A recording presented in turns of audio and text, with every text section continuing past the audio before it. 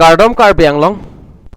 pininilia ko puthot wang tlo nang litum kilang bom mate kaching honai channel Karbi 2.0 YouTube channel along la penon kilang bom nang litum la Karbi 2.0 YouTube channel long jong si akimilang pol de padar de pin ben subscribe ikon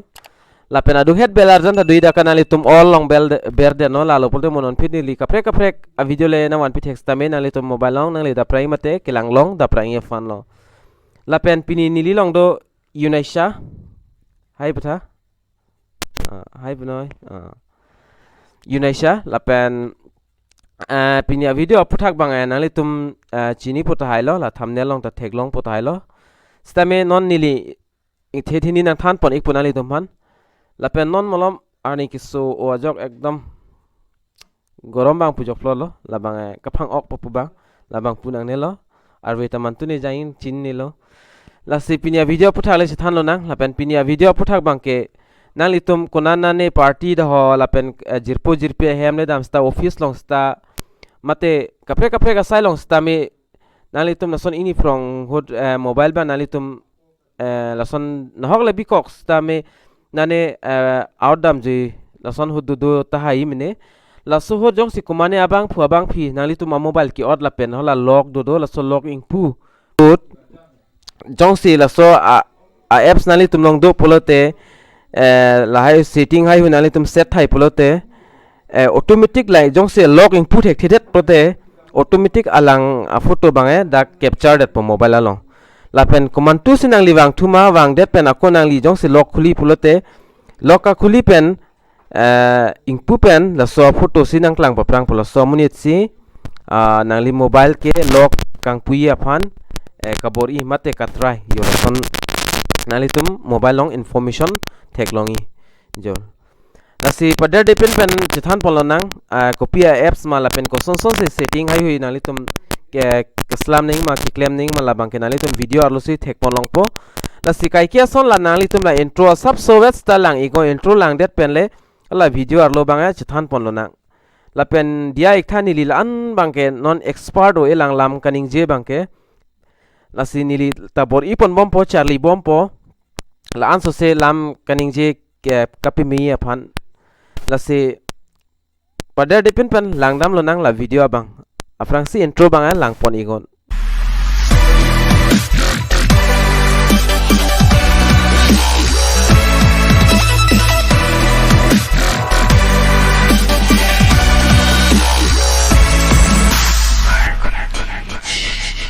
nalitum la thekloyi la pen afrang la use ta hai po so apps amen ki all cm locker apps ya cm locker apps ya so apps banali tum aku ko use ta hai po la ke non head non rai apps kali la ka use pen pena ana facility me dak la pen non molom ke lock or fingerprint la pen da pratan do la screen along mobile screen along lock do Esil hai alok long jong sinali tumna ne mobile da cheating ne dat bate room long da na pen office long da na sonong chibikang kok titi do na sipin ana bang phu abang fitume aning kai no da son du ta hi mine na si la lock la screen lock da la pen kapre ga lock ta ingpulo polte hodak caps photo lai hoi bang chin ne kumane kang pu pe stamina li tumbang la cm locker jong si install lo polen koma bang phu abang pc na li tum mobile ke ot ma lai hui a photo details ai hui bana li tum dak pen theklong thaipo non ni li jong si na li tum example ni li zir po phone along jong si cm locker la install lo polen ni li jong si hola so ni li zir po phone le lock input pustame input thek that polote la ke automatic photo banga capture that lote munang lile ako ola nang li mithang lock khuli lo pole dak arjan wang ham po jo da somunit si nang li bang avi feed nang li mobile ka use mate lock la son kangpu jo la son ang than thai po la penjong si dak email hai huita dak facility de ola si la lang polona aprang sinali tumbang la son all cm lockers apps banali tum ridam igon chrome long stame la pen kapre long stame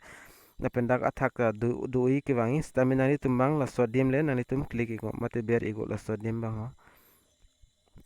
la sodim ber ik det pen asap sudah inghong ikchenon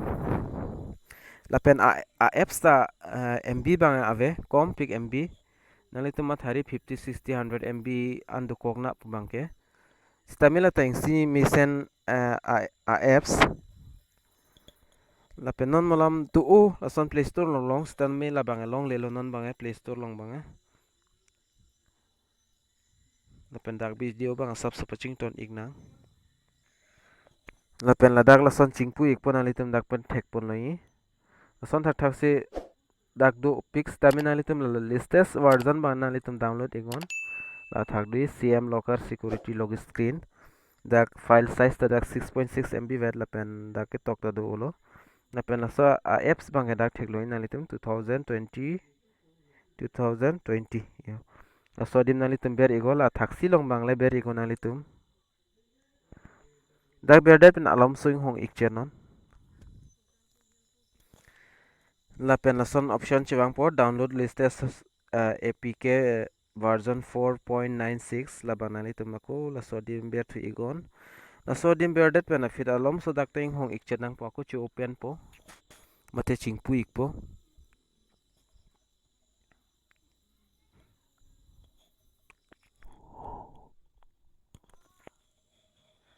lapen det afit aku download APK 6.6 labanglen alitum ber tu igor lasodim dak ber det pen alam sung hong tu ikchenon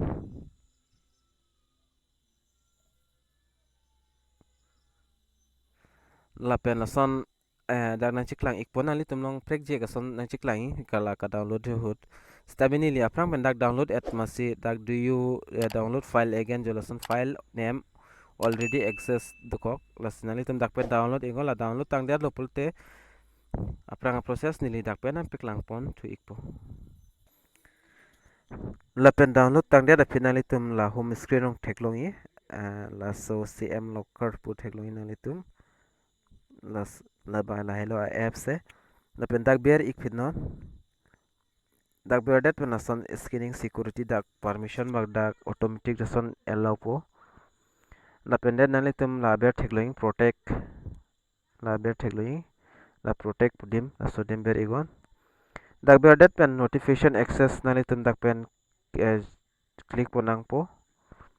la CM locker la bang nali tum dak ingpu ignang po la pen det ason chiwangi danger nai hui dak tok dui la stame nali tum inghong ik channel la okay pudim nali tum la chicken duwai la pen nali tum theklongi la read all SMS da la sodim nali tum permission pinala la tik pinon tik pidet pen okay ber pinon okay ber det pen aku back dam thigon nali tum back dam det pen aku enbol tunang product hini la enbol putok thekloi enbol igon la pendet aku dak enbol pudothi enbol podim ber thunon la pen lason option chuang thil la sinali tum la aber bang option bak select maybe later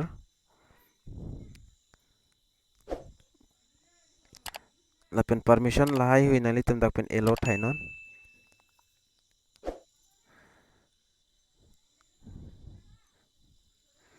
la pen dak themes la pen kapre kapre ga sonali tum dak pen select pon mi stamina li tum la athak kalilang nali tum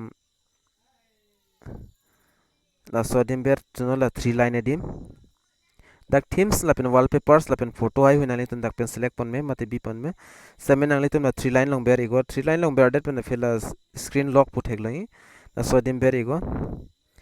screen lock long ber det finali tum la set a password pudi la sodim ber igo la pen dak pattern ali tum pattern kalite kapre kapre lock bi me nili dak la number lock bang bipo 1 2 3 4 oh sorry 1 2 3 4 nili dak blo la pen dak security questionnaire ju fanali tum check ponloi when your birthday put sondoi la pen kapre kapre nali tum dak security bang bi me what is your father name la pen what is your mother name sondoi la pen da fin nili bang la date of birth dak pen bi kokpo February dak 21 ya lasan bilo February 21